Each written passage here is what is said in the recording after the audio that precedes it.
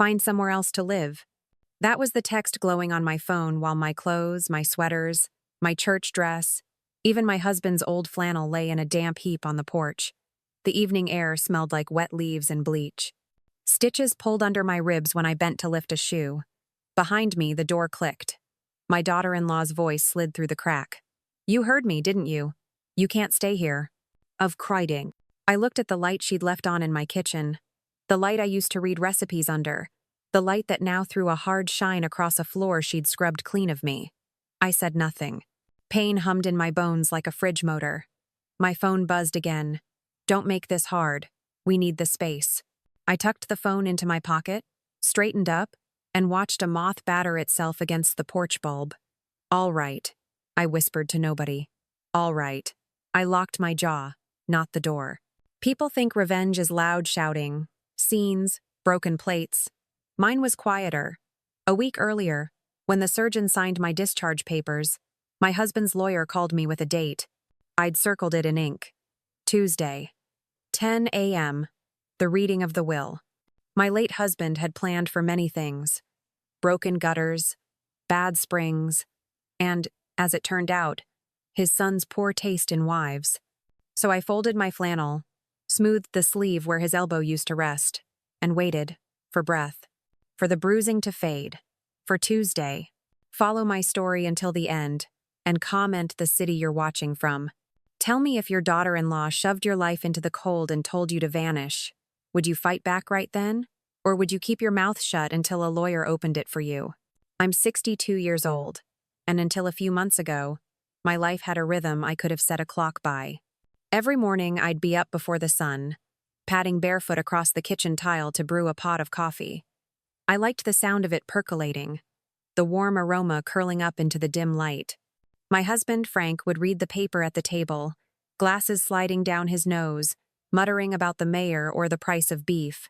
We'd lived in that house for 35 years, a 2-story colonial with a sagging front porch and a yard that was always a little too wild for the neighborhood association's taste. I planted hydrangeas along the walkway. He built the birdhouses that hung from the oak. The place wasn't just wood and brick. It was where we'd celebrated birthdays, mourned losses, fought over thermostat settings, and made up with ice cream on the couch. Frank passed in February, after a short and brutal illness that stole him from me before I could catch my breath. The funeral felt like a dream, people's mouths moving, hands on my shoulders, the scent of lilies and coffee mingling in a way I can still taste if I close my eyes. Our son, Mark, stood beside me, stiff and pale, his wife Karen clutching his arm like she was holding him up. Karen was polite in those early days. She brought over a casserole, told me to rest.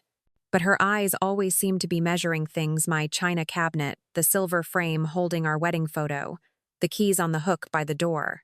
I told myself I was imagining it. After Frank's death, Mark suggested at Karen's prompting that they move into the upstairs apartment we'd once rented out. "Just until you get back on your feet," he'd said over coffee. I didn't argue. The house felt too quiet anyway, and I thought having family close might soften the edges of my grief. At first it wasn't bad. Mark would mow the lawn. Karen would occasionally bring down a plate of cookies, but there were cracks. I'd come into the kitchen to find my casserole dish missing, only to spot it in their sink upstairs days later. The laundry room, once neatly divided, started filling with their clothes. One Saturday morning, I found Karen in the living room, standing over Frank's old recliner. "Thinking of moving this to storage," she said. "That chair stays," I told her. She smiled a quick, tight curve of the lips that didn't touch her eyes and said nothing more. I pushed aside the unease.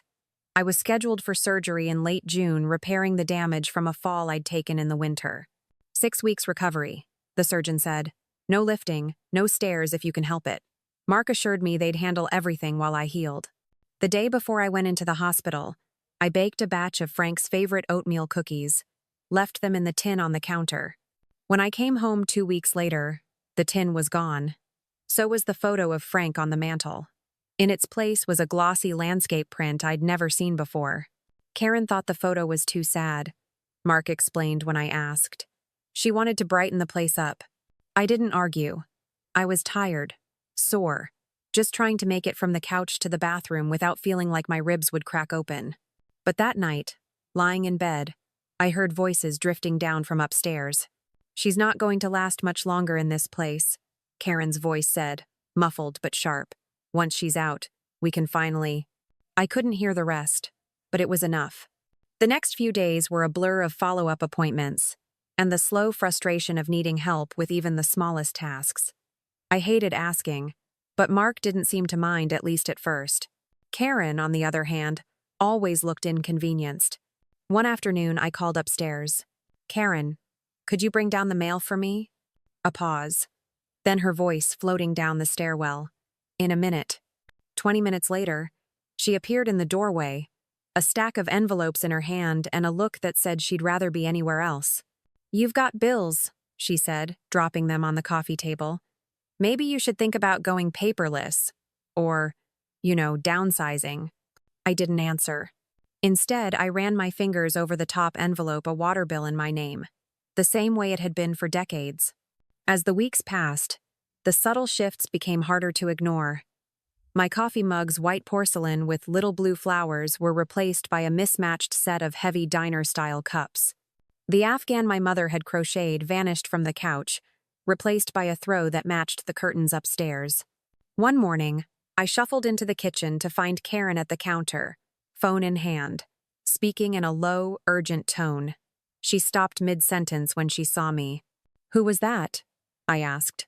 "No one," she said too quickly, slipping the phone into her pocket. Her smile was the same as the day she'd suggested moving Frank's recliner, thin, calculated, and gone before I could challenge it. Mark kept telling me to focus on healing, to let Karen handle the house stuff. But the house stuff had always been my domain. The way she spoke about it as if it already belonged to her left a chill in my bones. The first real crack came on a Wednesday. I'd been resting in the living room, sunlight pouring through the lace curtains, when I heard heavy footsteps upstairs. A moment later, Karen appeared in the doorway with a clipboard. "I've been taking inventory," she said. "Just so we know what's here." "What do you mean, inventory?" "Furniture, dish, decor. If we're going to make changes, we need a plan." It was the first time she'd said, "we," like that.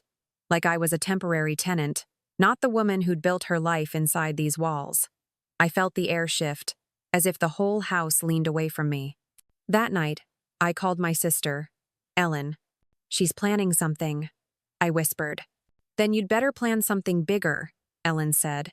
"You still have the number for Frank's lawyer, right?" I did.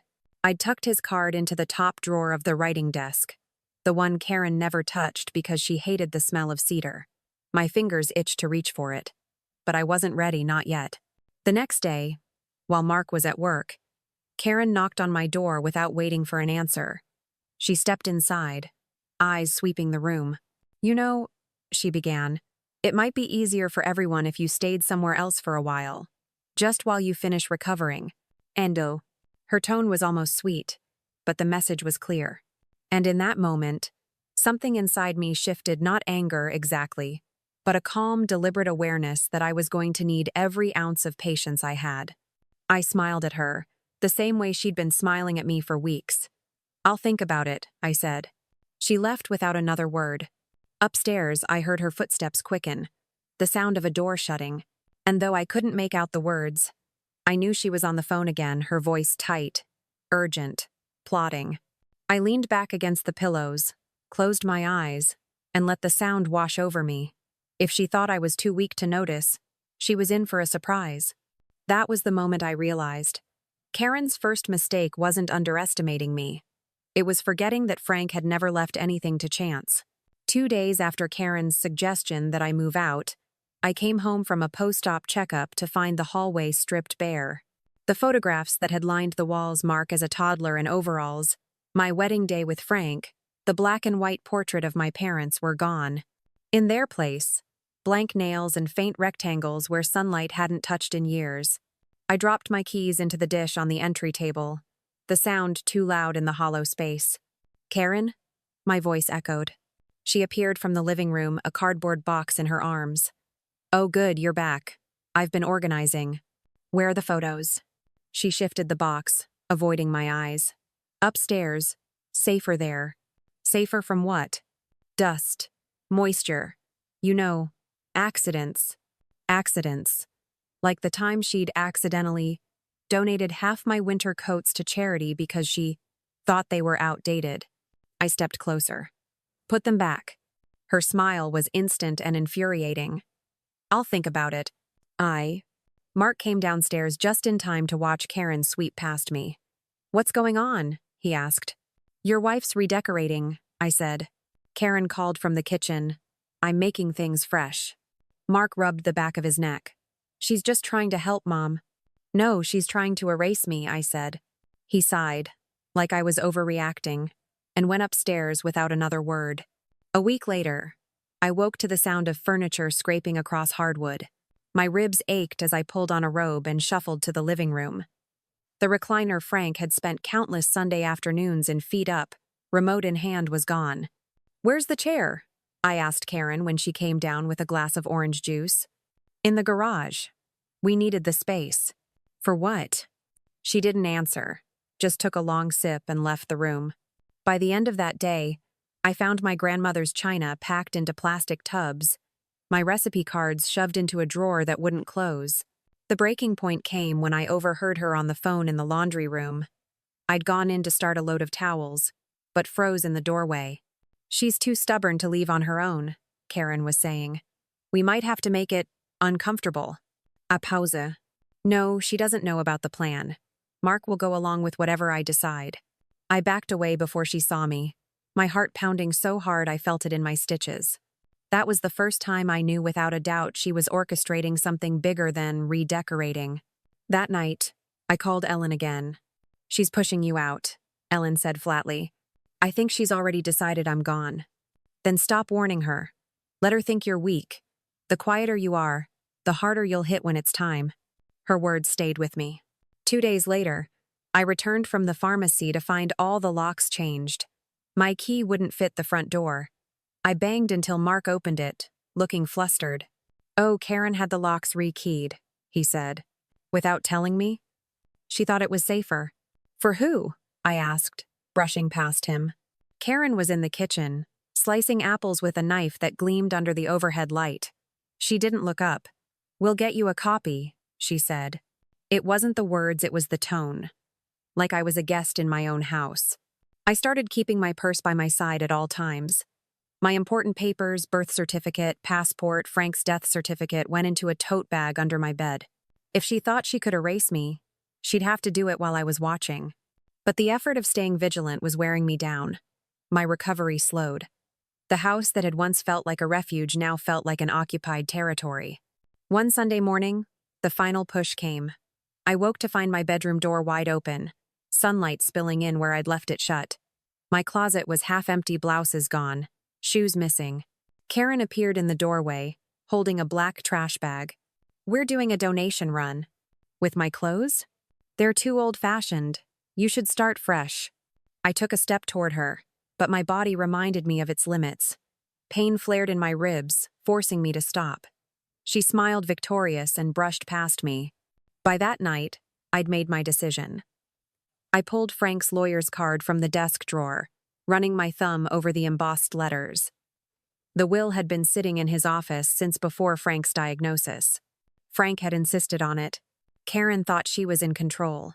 She had no idea the ground under her feet was already shifting.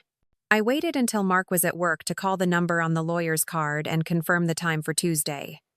The receptionist sounded kind in that neutral way people do when they can't show more than professionalism.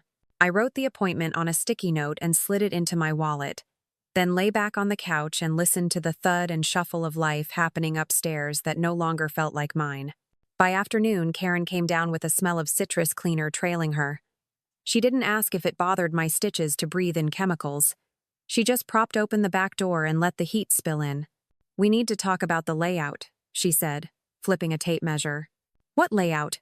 How the house is used. This downstairs suite.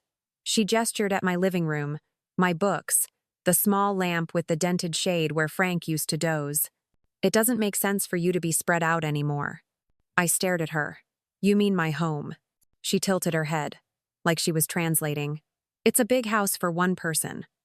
Mark came home early, whistling under his breath until he saw our faces. Everything okay? Great, Karen said. We're brainstorming.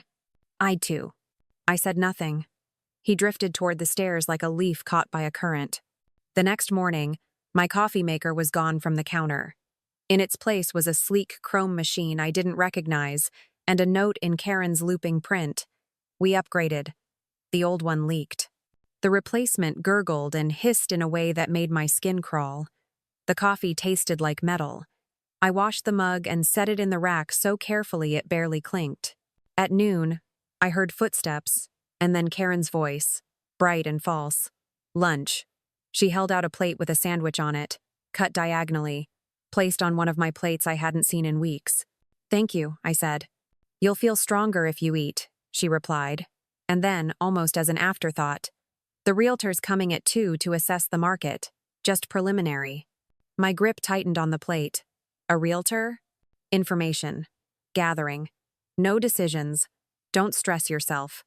And I ate half the sandwich with my heart punching at the inside of my rib cage. At 1:58, I heard the doorbell. The realtor's voice drifted down the hall, friendly, efficient, a little too loud. I stayed in the bedroom and watched the shadow of feet slip past the crack under the door. Updated fixtures would help, the realtor said. We're working on that, Karen answered. We'll be ready soon. When they left, I stepped into the hallway and found a bright flyer tucked under a magnet on the fridge.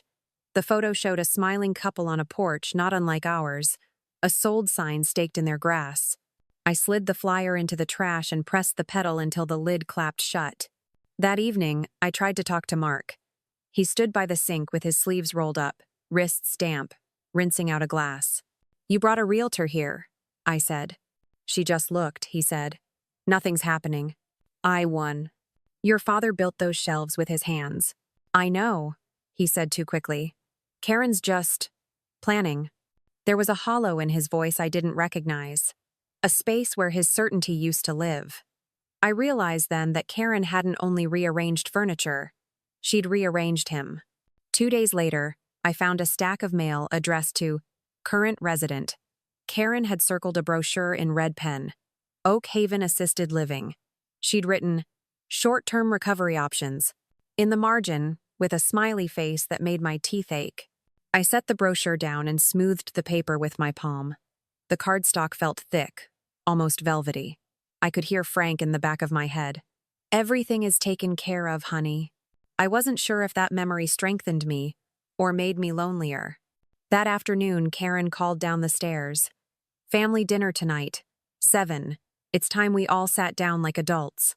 Is this about the realtor? I asked. It's about moving forward, she said. We can't stay stuck. By 7, the dining table was set with the good plates mine. The ones with the faint gold rim that I brought out for holidays. The air smelled like roasted chicken and thyme. There were place cards. Karen had written my name in fat, careful letters, like she was making sure I could read it. Mark sat at the head of the table where Frank used to, his hand hovering over the carving knife. We ate in careful silence for a while. The food tasted like nothing. Finally, Karen set down her fork and folded her hands. We've been talking, she said. This house is a lot. For all of us. We think it's best if you take some time at a place where you can get full care while you recover. I'm recovering here, I said. You're not safe on the stairs, she said. And you need round-the-clock support. Funny, I manage most hours just fine. Mark cleared his throat. I can't miss more work, Mom. I never asked you to. We're trying to make this easier, Karen said, as if the conversation were a gift. I set down my napkin and looked at the chair at the end of the table, the one Frank always pulled out for me. Your father died in this house, I said softly. He lived in this house. He wanted me here. And we want you cared for, Karen replied, voice halting on the word. We like it weighed more than she expected. I didn't finish my dinner. I went to bed with the taste of time still singing in my mouth, and I dreamed of walking through hallways with no pictures, doors that didn't open with my key. The next morning, I woke to voices outside and a truck idling in the driveway. Through the curtain, I saw 2 men in uniform unloading a storage pod. Karen met them with a clipboard, efficient as a foreman. "What are you doing?" I asked when I reached the porch. The sun hit me hard, the heat already climbing. "Decluttering," she said. "We'll have more room while we prepare for the transition." "What transition?" "Don't make me say it again," she said softly, like I was the one pushing her. They carried out boxes labeled linens and winter that I didn't pack. I stood at the threshold, palms sweating, the frame of the door rough under my fingers where paint had chipped. "You can't put my things in storage without my permission," I said. "It's temporary," she answered. "We have to think big picture." I found the strength to walk to the garage and lift the door. Frank's recliner sat there, a lonely silhouette against the cement, a thin film of dust already settling. I pressed my hand to the worn armrest and felt the indent where his hand had loved the fabric threadbare. My throat burned. By afternoon, the house sounded different, softer, emptier. The men left, and Karen wiped a sleeve across her forehead. "Progress," she announced. I called Ellen again, but her phone went to voicemail. I tried the lawyer's office. The receptionist told me he was in court until late and reminded me gently that our appointment for Tuesday was confirmed. I thanked her and hung up. The assurance steadied me, but it didn't fix the way my heart wobbled in my chest when I heard Karen's footsteps on the stairs. That evening, Mark lingered in the doorway of my room. "You okay?" "Your wife is boxing up my life," I said. "She's trying to make space," he said. "For what?" He didn't answer. He looked at the storage tubs in the hall, then at me, and then he left, his shoulders slumped like a boy's. At dusk, the house felt hollowed out. I shuffled to the porch for air. The scent of cut grass drifted over from the neighbor's yard, sweet and too clean. A moth banged itself against the porch light in nervous circles. I wrapped my sweater tighter and turned to go inside. The door didn't move. My key slid into the lock and stopped. I jiggled. The metal caught on something new. I tried again, slower, my breath shortening. The deadbolt had been changed since morning. Behind the glass, I saw the hallway lamp glowing like a stage light on an empty set. I knocked. "Mark?" My voice sounded thin. I knocked again, louder. The porch boards vibrated under my slippers. Not 30 seconds later, the lock turned from the inside, and the door cracked open just enough for Karen to wedge herself in the gap. "Oh," she said lightly. "Back from your walk. You changed the lock again." "For security," she replied. "You'll get a copy later. We're in the middle of something." Her phone buzzed in her hand. She glanced at it, then back at me with a look like a smile that never made it to her eyes. "Actually," she added, "this is as good a time as any." Before I could ask what she meant, she opened the door wider. A rolling suitcase sat in the foyer, my suitcase, the blue one with the scuffed corner. It bulged under the zipper. My sweaters were stacked beside it in a neat pile, a pair of shoes tucked on top as if she'd been careful. The carefulness stung worse than chaos. "What is this?" "Options," she said. "I packed what you'll need for a week. I spoke to Oak Haven. They have a room. We can drive you now, or you can call a taxi. Up to you." Mark came down the stairs slowly. He didn't meet my eyes. "Karen," he said, "maybe we—" "She needs stability," Karen said, her voice smoothing over his doubt. "This is best." "For who?" I asked. "For everyone." There was a tightness at the edge of my vision. The porch light buzzed. Crickets started up in the hedge, a high, relentless chorus. "I'm not leaving my home," I said. Karen's smile sharpened. She reached into her pocket, pulled out a paper folded into thirds, and held it between two fingers like a magic trick. "You already are," she said. "Notice to vacate. 30 days. We're being generous." I took the paper. The font was the kind you find on free templates. The lines wavered where her printer had stuttered. My name was spelled correctly, at least. My hands were steady as I folded it back. "This isn't legal," I said. "It's a courtesy," she answered. "If you refuse, we can make some calls." She glanced down the street as if law and order lived 3 houses over and kept regular hours. The suitcase handle clicked when she extended it. She set it just inside the doorway and stepped back, leaving the gap open like a mouth.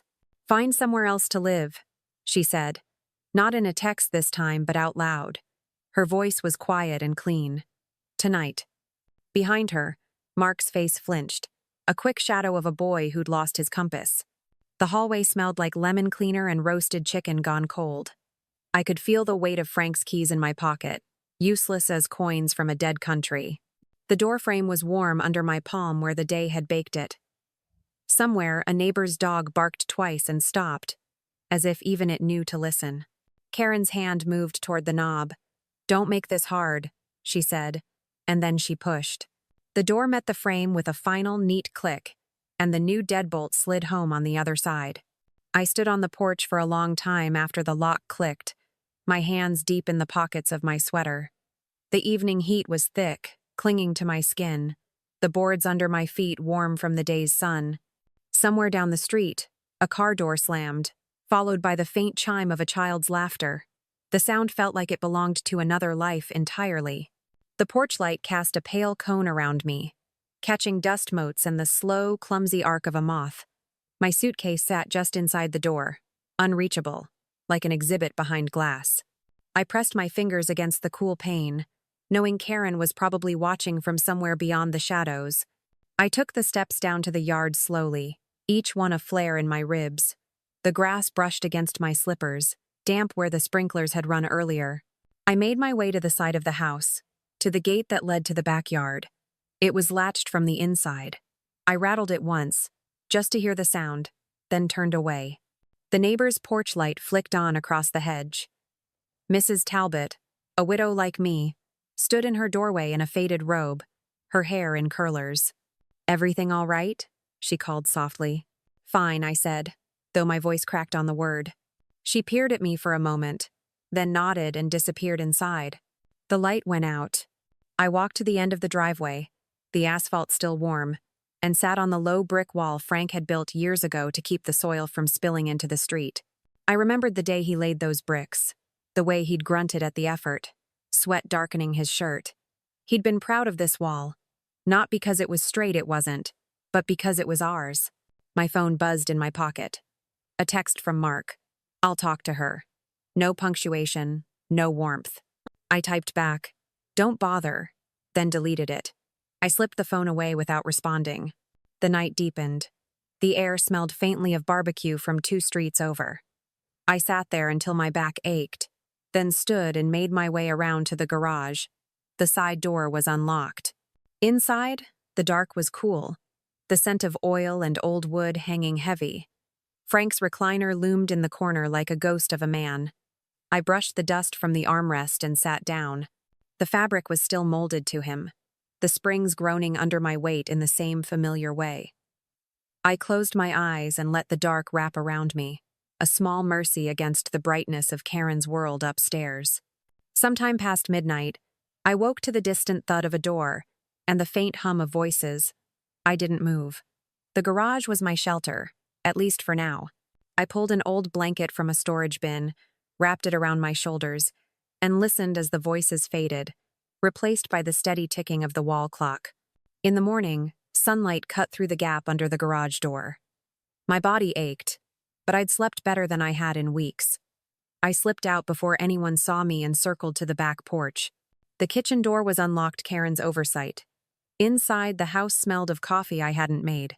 I moved quietly, my slippers whispering over the tile. On the counter, a manila folder sat open, papers spread like a fan. At the top of the stack was a printout from a real estate site, my address in bold letters. Below it, photos I didn't recognize, rooms staged to look brighter, emptier. My furniture was gone in every image. A floorboard creaked behind me. "What are you doing?" Karen's voice was sharp, stripped of its sweetness. I turned slowly. "Just looking at what you're planning." She crossed the kitchen in 2 quick steps and closed the folder. "This isn't your concern. It's my house." "Not for long," she said, and her smile was thin as paper. I stepped past her, keeping my eyes on the hallway. Upstairs, I heard Mark's alarm clock beep once, twice, then stop. I went to my room, closed the door, and locked it. The lock was small, easy to break, but it gave me a sliver of control. I sat on the edge of the bed, the notice to vacate still folded in my pocket. My fingers itched to call the lawyer, to tell him to move up the meeting, to end this charade now. But the quiet voice in my head, the one that sounded like Ellen, told me to wait. The timing mattered. That night, I packed my own bag, not because I was leaving, but because I wanted to choose what stayed with me if things turned. Frank's watch. The photo of us on the porch with the roses in bloom. A worn copy of To Kill a Mockingbird with his notes in the margins. Small things, but heavy with meaning. By Sunday, Karen's campaign had turned open. She stopped softening her words around me. At breakfast, she asked if I'd found a place yet. In the hallway, she reminded me that 30 days goes fast. She began measuring the living room windows in front of me, muttering about new drapes. And Mark, my boy, stood by, hands in his pockets, his eyes somewhere far away. I knew then that the low point had arrived, not because I was afraid of losing the house, but because the house had already begun to lose me. Monday morning started with a knock that wasn't really a knock, just the edge of Karen's knuckles tapping the door before she pushed it open. "You have an appointment today," she said. "With who?" "Tour of Oak Haven. I told them we'd come by at 11. "I'm not going." Her lips twitched. "They have a waiting list. You should at least see the place." "I am me." She set a brochure on my dresser, the same one I'd thrown away days ago. I didn't touch it. She lingered just long enough to make it clear she expected an argument. When none came, she shrugged and left. I dressed slowly, each motion deliberate. The air in the house felt different, heavy, like a storm was waiting just outside. By the time I made it to the kitchen, Karen was gone. A note on the counter read, "Back by 2, don't lock up." The message was underlined twice. I poured myself coffee, using the last of the beans I'd hidden in the pantry behind an old tin of cocoa. The familiar smell steadied me. I sat at the table and let my eyes travel the room. The worn spot on the floor where Frank used to stand flipping pancakes, the hairline crack in the ceiling we always meant to fix. Each mark was a proof of life. Around noon, the phone rang. The display showed Ellen. "You sound tired," she said. "I'm fine." "No, you're not. Tell me." I hesitated, then said, "Tuesday can't come fast enough." "You're ready?" "More than ready." Her voice dropped. "Remember, don't tip your hand. Let her think she's won." After we hung up, I decided to step outside for air. The front porch was warm under my feet, the boards creaking softly. Across the street, a delivery truck idled, a man hefting boxes to the curb. He waved. I lifted my hand in return. When I turned back, I saw it. Through the side window, Karen in the dining room, phone pressed to her ear, a stack of envelopes fanned in front of her. One bore my name in bold type, property tax notice. She wrote something on a notepad, her hand moving quickly, then tucked the envelope into her purse. The sight set my teeth on edge. She wasn't just staging or planning, she was digging. I went back inside quietly and took the long way to my bedroom, passing the hall closet. Something caught my eye. The cedar box where I kept seasonal linens was missing. The space where it had sat for years was bare, a faint outline in the dust. In my room, I closed the door and sat on the bed. The suitcase Karen had packed for me still sat in the corner. I opened it, half expecting her to have taken something else, but everything was as she'd left it: sweaters, shoes, toiletries. It was a trap in fabric form, a silent dare to pick it up and leave. Late that afternoon, Karen returned. She breezed past my door without a word, the scent of her perfume trailing behind her like a ribbon. Minutes later, I heard her upstairs, laughing into the phone. That night at dinner, she broke the silence. "We're on track," she said. "For what?" I asked. "For the move. We could have you settled by the end of the month if you cooperate." "I'm not cooperating," I said. She set down her fork. "Then you'll force our hand." Mark shifted in his seat but didn't speak. The scrape of his knife against the plate was the loudest sound in the room. After dinner, I went to the garage again. The recliner sat waiting. Its shadow stretched long in the light from the bare bulb. I lowered myself into it, the springs groaning in familiar protest. My eyes wandered to the workbench, cluttered with tools and jars of screws. And there, half buried under a stack of old license plates, was something I hadn't noticed before: a small, locked tin box. It wasn't large, but it was heavy when I lifted it. I recognized it instantly. Frank had kept it in his study, and I'd assumed Karen had spirited it away with the rest of his things. The padlock was scratched, the brass dulled with age. I ran my fingers over the lid, remembering the times Frank had opened it at the desk, shielding the contents from casual eyes. Paperwork, he'd said. Important paperwork. A gust of warm air rolled through the garage as the side door opened. I turned just as Karen's silhouette filled the frame. "What are you doing out here?" "Looking for something," I said, setting the box on my lap. Her eyes narrowed. "That doesn't belong to you." "It belonged to Frank," I said evenly. "Then it belongs to Mark," she snapped. She stepped forward, but I tightened my grip on the box. For a second, neither of us moved. Then she exhaled sharply, spun on her heel, and left, the door slamming behind her. I sat there, the box cool against my thighs, my pulse steady but strong. Whatever was inside, Frank had wanted it kept safe. And Tuesday morning, I would find out exactly what it was. I didn't open the box that night. Not because I didn't want to, but because I wanted a witness, someone who could confirm exactly what was inside when the time came. Frank's lawyer, Mr. Whitman, was the obvious choice. I placed the box in the back of my closet, under the folded quilt my mother made, and slept more soundly than I had in weeks. Tuesday morning arrived heavy with heat. The air felt thick, the kind that clings to your skin even before the sun is high. I woke early, made coffee from my hidden stash, and drank it at the kitchen table with the blinds half closed. Karen's footsteps overhead moved in quick, purposeful circuits. She was getting ready for something, though not, I suspected, the same thing I was. By 9, I was dressed in my navy skirt and cream blouse. The ones Frank used to say made me look like I ran the whole town council. I pinned my hair back, slipped the folded notice to vacate into my purse along with the tin box, and waited for the lawyer's office to call with the final confirmation. At 9:30, Karen knocked once and opened my door without waiting. "Going somewhere?" she asked, her eyes flicking to the purse on my lap. "Yes." "Where?" "To take care of some business." Her smile was tight. "Well, don't be late. We have a showing at 2. "A showing." She said it like the house was already hers to offer. I didn't respond. Instead, I rose, brushing past her in the doorway, my heels clicking against the hardwood in a rhythm that felt like punctuation. The lawyer's office sat in a narrow brick building downtown, wedged between a bakery and a barber shop. The air inside was cool, smelling faintly of lemon polish and paper. "Mr. Whitman rose from behind his desk when I entered, his silver hair catching the light from the tall window. "Mrs. Carter," he said warmly. "Right on time." "I thought it best," I replied, setting the tin box on his desk. "I found this in the garage." He regarded it with interest. Ah, I wondered where that had gone.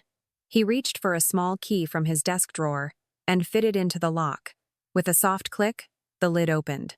Inside, neat stacks of documents filled the space. On top lay an envelope with my name in Frank's handwriting. My chest tightened. I picked it up, the paper warm from my touch, and broke the seal. "Honey," it began. "If you're reading this, it means I'm not there to say it out loud. Everything we built is yours to protect. I've made sure you can. The will, the deed, and the clause we discussed are all here. Trust Whitman. Don't let anyone push you out. I love you. F." I blinked against the sudden sting in my eyes and set the letter aside. "Mr. Whitman lifted the next document. The deed to the house, in both our names, with a survivorship clause that transferred sole ownership to me automatically upon Frank's death. Beneath it, the will.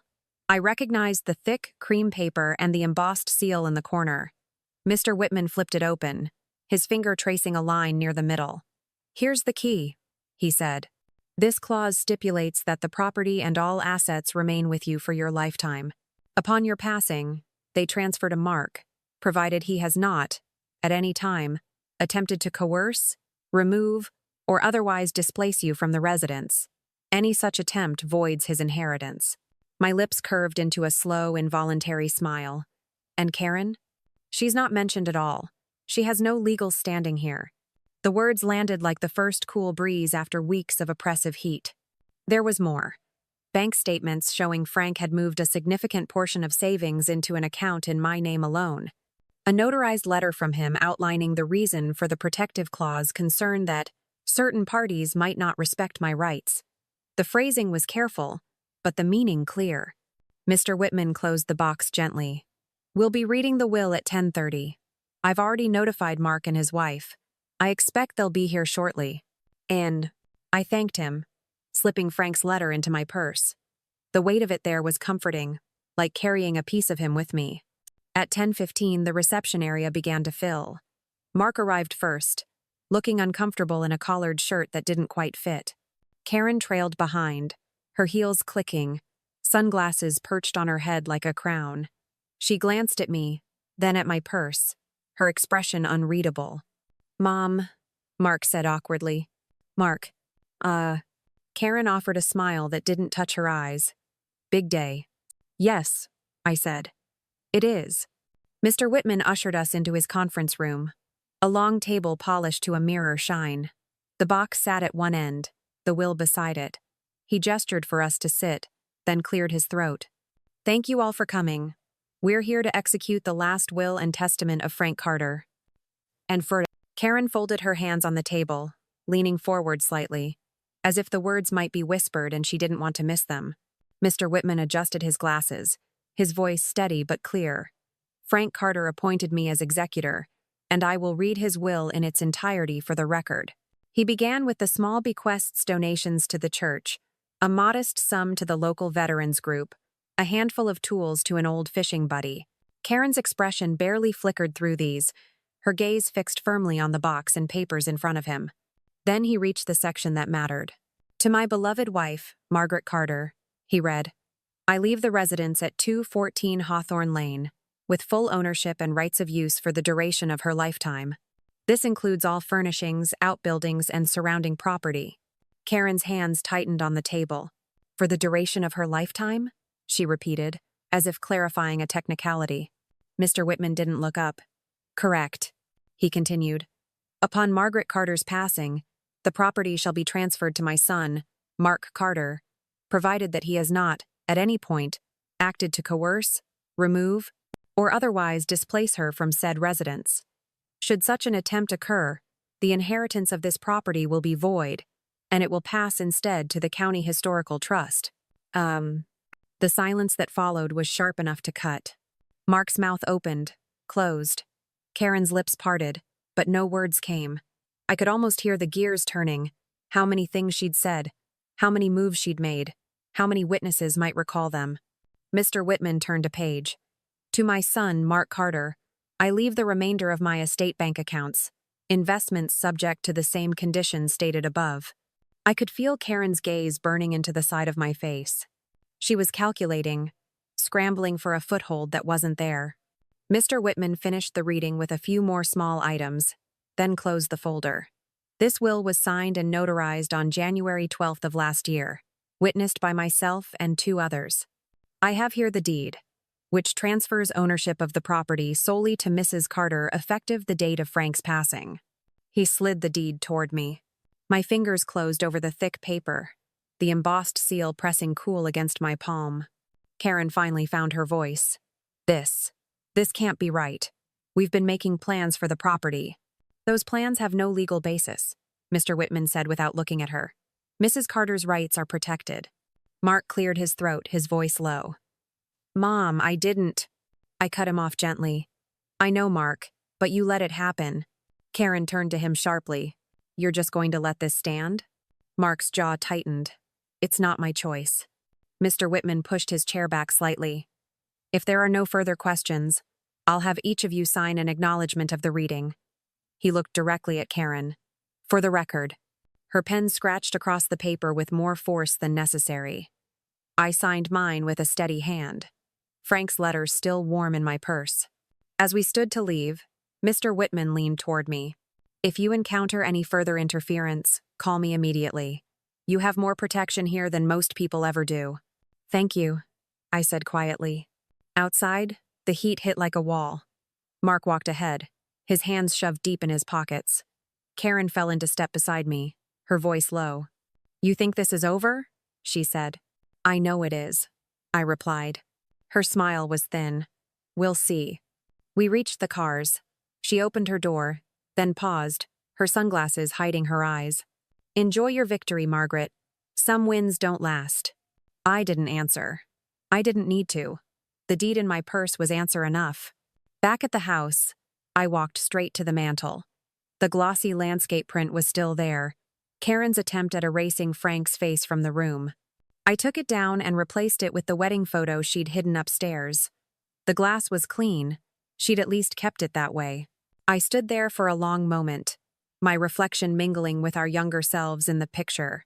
Frank in his suit, me in my lace dress, the porch behind us framed with roses in full bloom. We had built this life together, and no one, least of all a daughter-in-law with a taste for other people's things, was going to take it from me. The phone rang in the kitchen, sharp and insistent. I let it go to voicemail.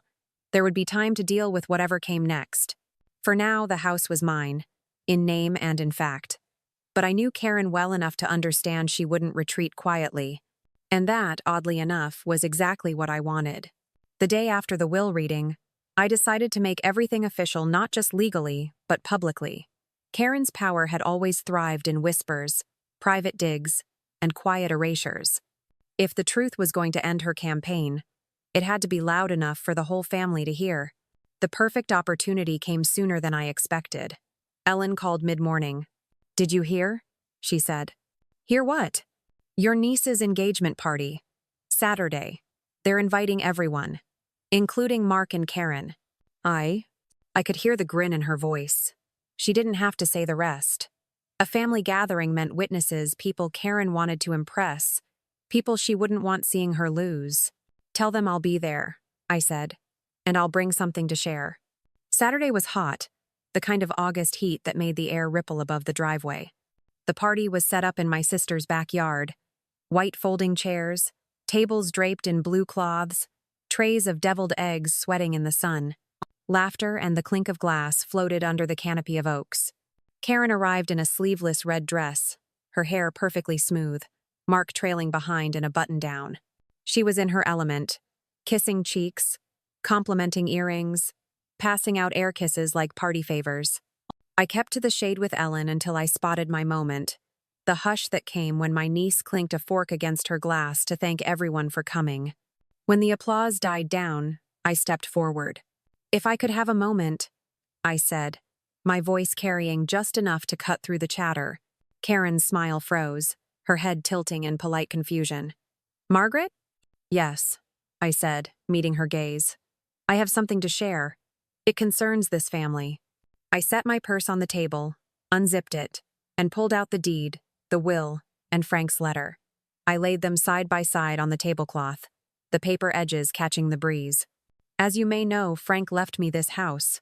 What you might not know is that he also left a clause, one that removes anyone from inheriting if they try to force me out." A ripple moved through the crowd. Heads turned.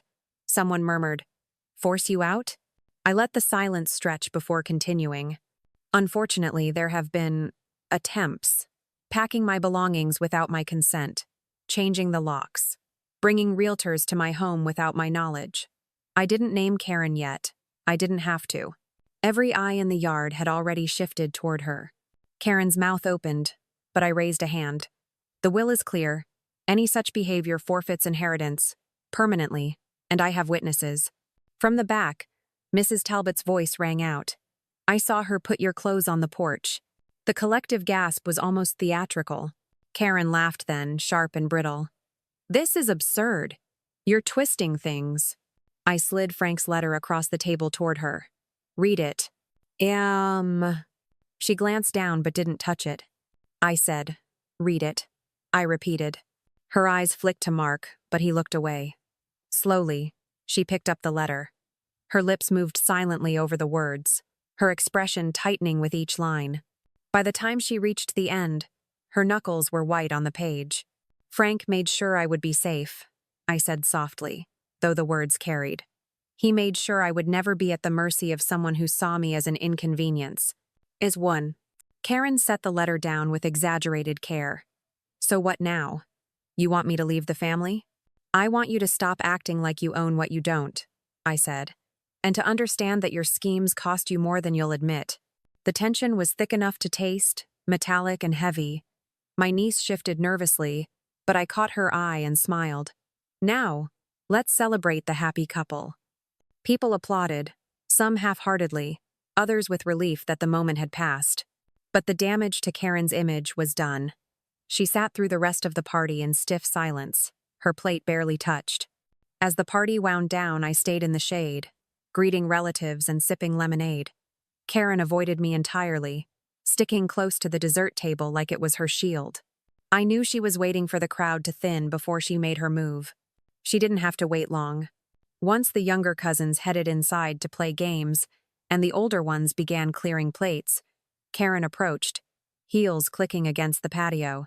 "You think you've embarrassed me," she said quietly, her voice smooth but trembling underneath. "I didn't have to," I replied. "You did that yourself." Her mouth tightened. "You've poisoned Mark against me. Mark's a grown man. He can decide who to believe." She leaned closer. "This isn't over."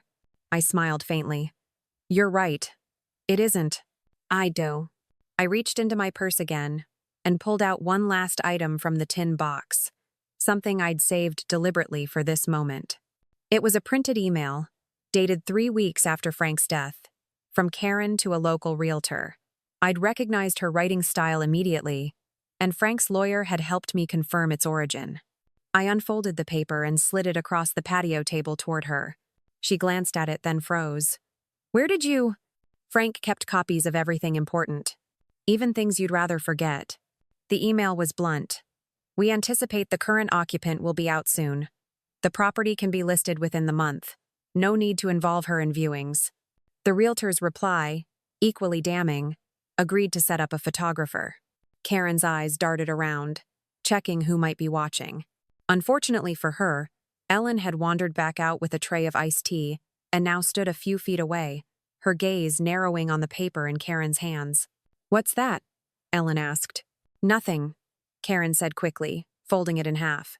"It's something," I said, "an attempt to sell my house behind my back, which, according to the will, voids her husband's inheritance." Ellen's eyes widened. "Mark knows?" "He does now," I said. Mark arrived mid-sentence, carrying a stack of folding chairs. "Knows what?" Karen whirled toward him. "Don't listen to her. She tried to list the house before the will was even read," I said, my voice calm but carrying across the patio. "This email proves it." I handed it to him. His eyes moved over the words slowly, deliberately, and I watched the moment they sank in. His shoulders dropped, his mouth pressed into a thin, hard line. "Karen," he said, his tone low, "tell me this isn't real." "It's just business planning," she stammered. "For us." "It's not your house to plan," he said. A few relatives still lingering near the tables turned toward us, their conversations dying mid-sentence. The air seemed to still, the way it does before a glass shatters. Karen's voice rose, brittle. "So you're siding with her now? After everything?" "I'm siding with the truth," he said. The double twist landed harder than I expected. Not only had I exposed her to the family, but she'd done the rest herself, proving she'd acted in a way that stripped her husband's future claim. The will's claws had teeth, and now everyone knew she'd bitten down on them willingly. She shoved the email back at me, her face blotchy. "Keep it. Clearly you've been waiting for this moment." "Yes," I said simply. "I have." Mark didn't defend her. He turned to me instead. "Mom, I'm sorry."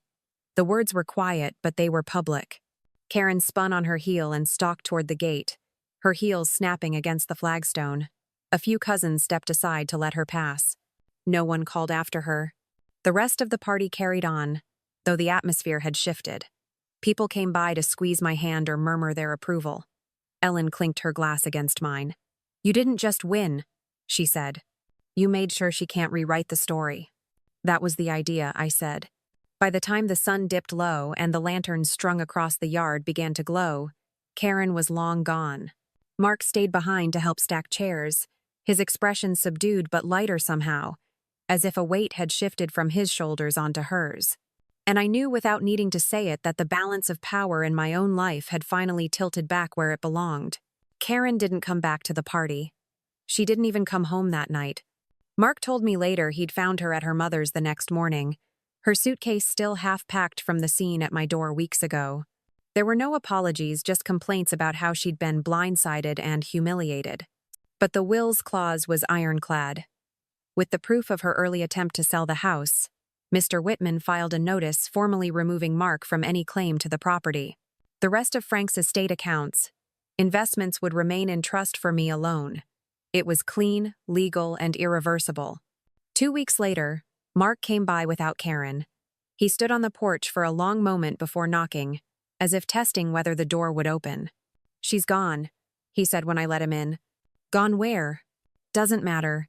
She took what she could carry and moved in with her mother. She said she won't be back." We sat at the kitchen table, the afternoon light spilling in through the lace curtains. For the first time in months, the air felt light. "I'm sorry," he said again. "I know," I replied. "But you'll have to decide what you want your life to be without her steering it." He nodded, staring at his hands. "I think I already have." The changes were small at first, but noticeable. The locks stayed the same. My photographs returned to the hallway, their frames catching the light. Frank's recliner came back in from the garage.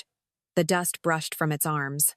I sat in it one evening with a book, my feet tucked under the Afghan Karen had tried to hide, and felt something I hadn't in months' peace.